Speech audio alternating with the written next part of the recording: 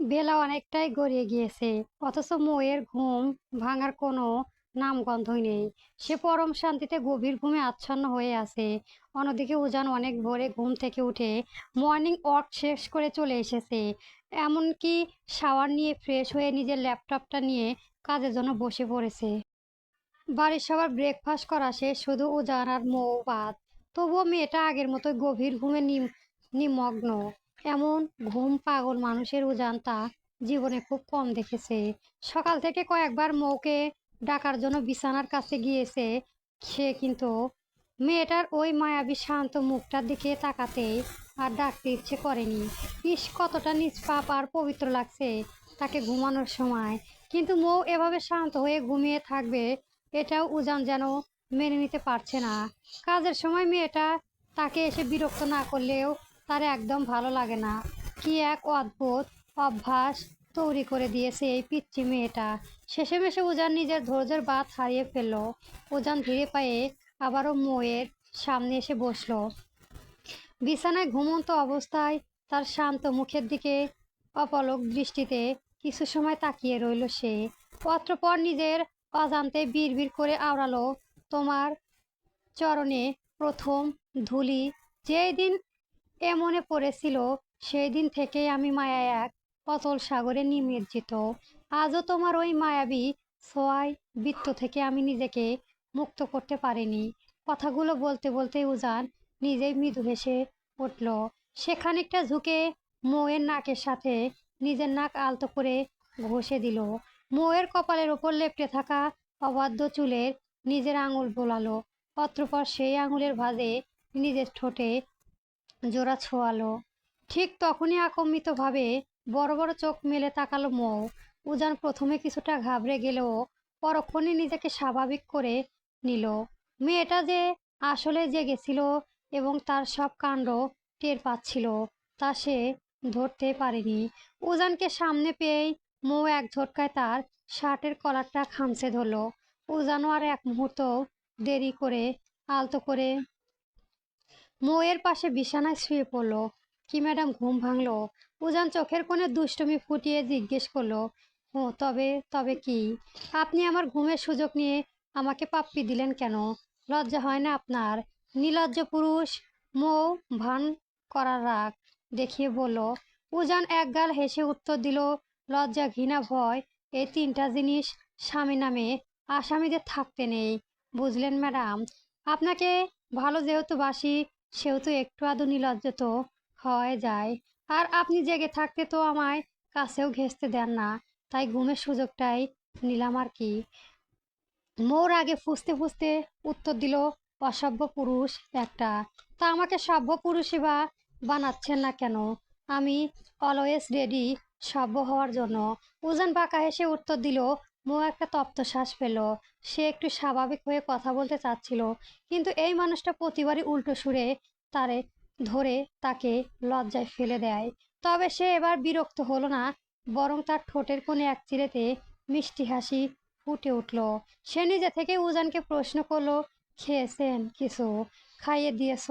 স্বামী হয়ে আমি তোমার, অথচ সেসব নিয়ে তোমার কোনো মাথা ব্যথাই নেই। ইফাত কাল মাত্র বিয়ে করলো, অথচ আজ সকাল থেকেই নিজের বউয়ের হাতে খেতে শুরু করে দিয়েছে। আর এদিকে আমার ভাগ্যটা দেখো, নিজেকে উল্টো খাইয়ে দিতে হয়। মৌ চোখের কোণে এক ছোট্ট তাকিয়ে মিনমিন স্বরে বলল, খুব আফসোস হচ্ছে। উজান চৌধুরী, ডিকশনারিতে আফসোস বলে কোনো ওয়ার্ড নেই, বুঝলে? Ujan Chowdhury is always a lucky person, হোক সেটা শখের জিনিস কিংবা শখের নারী। মৌ এবার সোজা উজানের চোখের দিকে তাকিয়ে নরম গলায় শুধালো, এত ভালোবাসেন কেন আমায়? উজান মৃদু হাসলো। মেয়েটা এই ছোট্ট ছোট্ট নিষ্পাপ দৃষ্টিতে বলা কথাগুলো তার হৃদয়ে এক অদ্ভুত দোলা দিয়ে যায়। সে খানিকটা ঝুঁকে মৌয়ের কানের কাছে মুখ নিয়ে ফিসফিসিয়ে আড়ালো, ভালোবাসি বলেই তোমাকে চাই, নির্বাক অনুরাগে, গভীরতম অনুরণে। আমার অস্বস্তিতে প্রতিটি সূক্ষ্ম পড়তে তোমারই নিবাস হোক। এই ক্ষুদ্র জীবনে বিস্তৃষ্ট ভুবনে তুমি হও এক অনন্ত নক্ষত্রমালা, যার আলোয় আমার সকাল অন্ধকার ধীরে ধীরে বিলীন হয়ে যায়। ভালোবাসি বলেই তোমাকে চাই, শুধু প্রাপ্তি প্রার্থনা নয়, বরং এক অবিশ্ব অনুভবের নিবিড় বন্ধনে, যেখানে আমার সমগ্র সত্তা জুড়ে তোমারই উপস্থিত হয়ে ওঠে এক চিরন্তন সত্য। বউ নিষ্পলকভাবে উজানকে দেখতে লাগলো, বুঝতে ভেতরে এক অদ্ভুত ভালো লাগা রেশ কাজ করেছে তার। এমন সময় উজান আবারও বলে উঠল, এবার ঘোর কাটিয়ে উঠুন প্লিজ মিসেস চৌধুরী, আমার পেটে কিন্তু প্রচন্ড খিদে পেয়েছে। মৌ উজানের মুখোমুখি তাকিয়ে এক গাল হাসলো, তারপর ইশারায় তাকে নিজের আরো কাছে ডাকলো। উজানও বাধ্য ছেলের মতো মৌয়ের দিকে ঝুঁকে আসতেই মৌ চট করে তার গলা জড়িয়ে ধরলো। উজানও ততক্ষণে এক হাত দিয়ে মৌকে পাজা করে কোলে তুলে নিয়ে সোজা ওয়াশরুমে চলে গেল ফ্রেশ করাতে। সে নিজেই মৌকে বেসিনের ওপরে বসিয়ে ফ্রেশ করিয়ে দিল, আবারও তাকে কোলে তুলে এনে বিছানায় বসালো এবং অত্যন্ত যত্ন সহকারে তার এলোমেলো চুলগুলো বেঁধে দিল। এরপর আবারও তাকে নিজের বাহুবন্ধনে তুলে কক্ষ থেকে বেরিয়ে গেল সে। উজান ধীরে পায়ে মৌকে নিয়ে ডাইনিং টেবিলে এসে আলতো করে বসিয়ে দিল।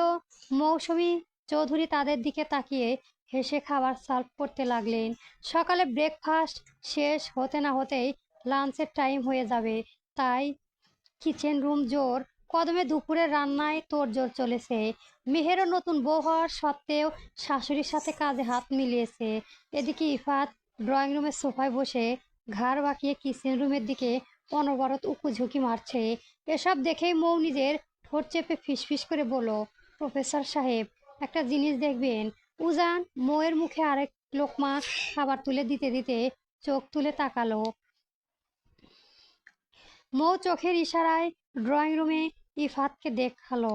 সেই দৃশ্য দেখে উজান নিজেও মৃদু হাসলো, তবে নিজেকে গম্ভীর করে মৌকে শাসানোর সুরে বলল, আপনি কিন্তু বড্ড পচা হয়েছেন মিসেস চৌধুরী। সাইজ তো মোটেও এইটুকু, তাহলে সারাক্ষণ এদিক ওদিক নজর যায় কেন? চুপচাপ আমার দিকে ফোকাস দিন, বড়দের দিকে ওভাবে তাকাতে নেই।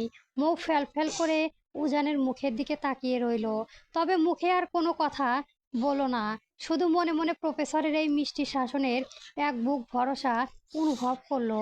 ব্রেকফাস্ট শেষ করে উজান তার পিচ্চি বউ মৌকে নিয়ে রুমে চলে গেল, কিন্তু ইফাত ডাইনিং রুমের সোফাটায় ওভাবে বসে রইল। দুই তিনবার সে কিচেন রুমের দিকে উকি ঝুঁকি মারলো, কিন্তু একা একা মেহেরকে ওখান থেকে ডেকে নিজের সাথে নিয়ে যাওয়ার সাহস পাচ্ছিল না সে। অবশেষে আর থাকতে না পেরে সে আবারও কিচেন রুমে গিয়ে ঢুকলো। সোজা নিজের মা ইমরোজা চৌধুরীর পাশে গিয়ে দাঁড়ালো।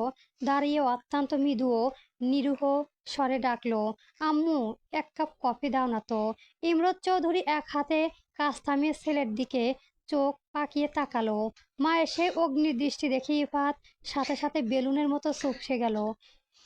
ইমরোজ চৌধুরীর হাতে খুন্তিটা উঁচিয়ে তেড়ে এসে বলে, সকাল থেকেই এই নিয়ে 5 কাপ কফি খেয়ে নিলি, তবুও তোর কফি খাওয়া শেষ হচ্ছে না।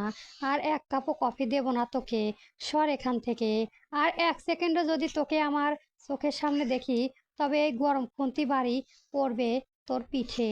ইফাত অত্যন্ত অসহায় চোখে মায়ের দিকে তাকালো, মুখটা একদম কাঁদো কাঁদো করে বাচ্চাদের মতো অভিমানী সুরে বলল, তুমি আমায় আম্মু হতেই পারো না, পচা আম্মু একটা। হ্যাঁ, আমি পচাই। এবার বিদায়ও তো এখান থেকে। ইমরোজ চৌধুরী আবার ধমক দিলেন। ইফাতের এমন করুণ দশা দেখে মেহের এক পাশে দাঁড়িয়ে ঠোঁট চেপে হাসতে লাগলো। ঠিক তখনই তুবা মুচকি হাসতে হাসতে এদিকে এসে ইফাতের সামনে দাঁড়ালো। তিনি পরম মায়ায় মেহেরের হাতটা টেনে নিয়ে ইফাতের হাত শক্ত ভাঁজে গুজে দিলেন।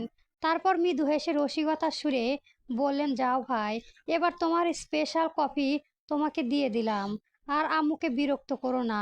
তুবার এমন সরাসরি কথায় মিহের লজ্জায় একদম নুয়ে পড়ল। অন্যদিকে কাঙ্ক্ষিত জিনিস হাতে পেয়ে ইফাতের মুখ একগাল হাসিতে ভরে উঠল। সে ভাবির দিকে তাকিয়ে বলল, উম্মা, ভাবি যান, তুমি কত ভালো। এই তোমার চাচি শাশুড়ি মা বুঝেও বোঝে না যে ছেলে নতুন বিয়ে হয়েছে, তার তো একটু বউ টউ লাগে নাকি। আমি যাচ্ছি, এবার আর বিরক্ত করতে আসবো না। ইফাত মেহেরের হাতটা শক্ত করে ধরে টানতে টানতে কিচেন রুম থেকে বের হতে লাগলো। দরজার কাছে গিয়ে সে আবার একটু পেছনে ফিরে মুখ বাঁকিয়ে আওড়ালো, পচা আম্মু। বইয়ের ছেলের কাছে না দিয়ে নিজের কাছে আঁচলের নিচে লুকিয়ে রেখেছে। এই বলে এক প্রকার টেনে হিঁচড়ে সে মেহেরকে কিচেন রুম থেকে নিজের রুমে নিয়ে এলো। রুমে ঢুকে খটাস করে দরজাটা লক করে দিল সে। তারপর বিছানায় গিয়ে বেশ আরাম করে বসলো। ইফাতের এই ডোন্ট কেয়ার ভাব দেখে মেহের রাগে গজ গজ করতে করতে দুই হাতের কোমর চেপে ধরে তার সামনে গিয়ে দাঁড়ালো। আপনি আম্মুর সামনে অমন বেহায়াপনা কেন করলেন বলুন তো? আম্মু মনে মনে কি ভাববে আমাদের নিয়ে? মেহের কৃত্রিম রাগ দেখালো। হৃস্পন্দনে ঝড়ের মেহেরের কথার জবাব না দিয়ে ইফাত এক মলাট হেঁচকা টানে মেহেরকে সোজা নিজের কোলের ওপর বসিয়ে নিল। মেহের কিছু বুঝে ওঠার আগেই ইফাত তার গলায় ভাঁজে নিজের মুখ গুজে দিল। আকম্মিত এই স্পর্শে মেহেরের পুরো শরীর মুহূর্তে শিউরে উঠল। মেহেরের এই কেঁপে ওঠা দেখে ইফাত আলতো করে হাসলো। সে মেহেরের কানের কাছে মুখ নিয়ে মৃদু স্বরে আওড়ালো, কে কি ভাবলো, আই ডোন্ট কেয়ার। আর ঘরে যদি আসামের জল জলে চাঁদ দেখে সামনে অমন করে ঘুরে বেড়ায়, তবে কোন পুরুষ কি সভ্য থাকতে পারে বলো? এমনিতেও ইফাত চৌধুরী তার শখের নারীর কাছে বড্ড দুর্বল।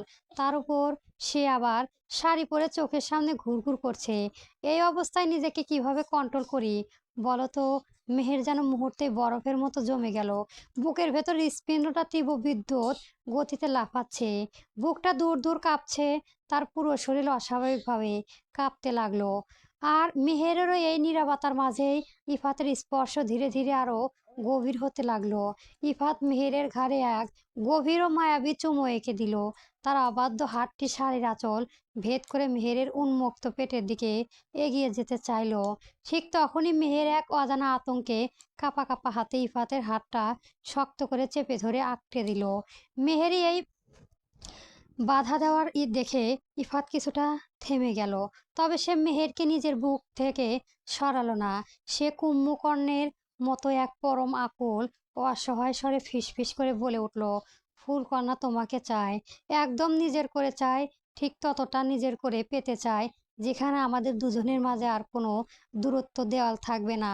আমি সত্যি নিজের ধৈর্য হারিয়ে ফেলেছি। এখন কি করবো আমি? মেহের একটা শুকনো ঢেক দিল।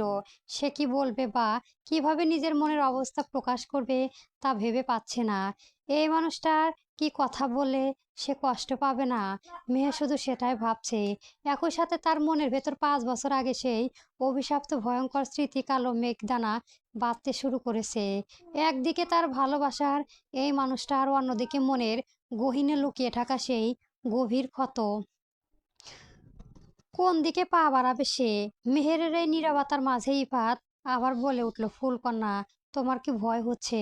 আমি বুঝতে পারছি, কিন্তু তোমার কি মনে হচ্ছে আমার এই স্পর্শে কোনো ঘৃণা লুকিয়ে আছে? মেহের স্তব্ধ হয়ে সম্পূর্ণ চুপ হয়ে গেল। তার ভীষণ ভয় করছে সত্য, কিন্তু ইফাতের এই ভালোবাসাময় ছোঁয়াকে তার কোনোভাবে ঘৃণিত ছোঁয়া মনে হচ্ছে না। কিন্তু এই মুহূর্তে সে কিভাবে নিজেকে সম্পূর্ণ সঁপে দেবে সেটাই সে বুঝতে পারছে না। মেহেরকে এভাবে নিশ্চুপ থাকতে দেখে ইফাত এক চরম কাতর স্বরে আওড়ালো, সত্যি কি তোমার মনে আমার স্পর্শ বাজে? আই শেয়ার ফুলকন্যা, তোমার মনে যদি এমন কোনো ভাব আসে তবে আমি কখনো এই ছোঁয়া দিয়ে তোমাকে কষ্ট দেব না। আশ্বাসের অতুল বন্ধন। মেহের তবুও কোনো কথা না বলে নিঝুম হয়ে রইল। তা দেখে ইফাত একটা দীর্ঘ ও তপ্ত শ্বাস ফেলল। সে আর জোর না করে ধীরে ধীরে নিজেকে মেহেরের কাছ থেকে গুটিয়ে নিতে চাইল। ইফাত যখন মেহেরের কোমর থেকে হাত সরিয়ে বিছানা থেকে উঠে যেতে চাইল, ঠিক তখনই মেহের তাড়াহুড়ো করে ইফাতের হাতটা নিজের দুই হাতের মুঠোয় শক্ত করে আঁকড়ে ধরল। সে আগের মতোই মাথা নিচু করে ভাঙা গলায় উত্তর দিল, আ আ আ আপনি কি আমার উপর রাগ করে চলে যাচ্ছেন? ইফাত মেহেরের দিকে ফিরে তাকালো। তার চোখে তখন এক বুক মায়া, রাগ আর ফুলকন্যা। হুঁ, ওহু এমনটা নয়। তাছাড়াও আমার এই ফুলকন্যাকে রেখে আমি কোথায় যাব বলো তো? জাস্ট নিজেকে একটু স্বাভাবিক করতে একটু টাইম নিচ্ছি। আর তোমার তো এখন আমায় নিয়ে দ্বিধা হচ্ছে তাই। মেহের আর চুপ থাকতে পারল না। সে ঝাপসা চোখে তুলে সরাসরি ইফাতের চোখের দিকে তাকিয়ে আকুল সুরে প্রতিদ্বন্দ্বিতা করে, আমি কখন বললাম যে আপনার স্পর্শে আমার কাছে ঘৃণা লাগে? ইফাত মেহেরের মুখের দিকে চেয়ে একটু উদাসীভাবে হাসলো। ঘৃণা লাগেনি এটাও তো তুমি মুখে বললে না ফুলকন্যা। তবে তুমি নিজে থেকে সম্পূর্ণ প্রস্তুত না হলে পরবর্তী গল্প পেতে আমার চ্যানেলটি সবার আগে সাবস্ক্রাইব করে রাখবেন। গল্পটি কেমন হয়েছে অবশ্যই কমেন্ট বক্সে জানাবেন। ধন্যবাদ। গল্প প্রফেসর উজান চৌধুরী। চলবে।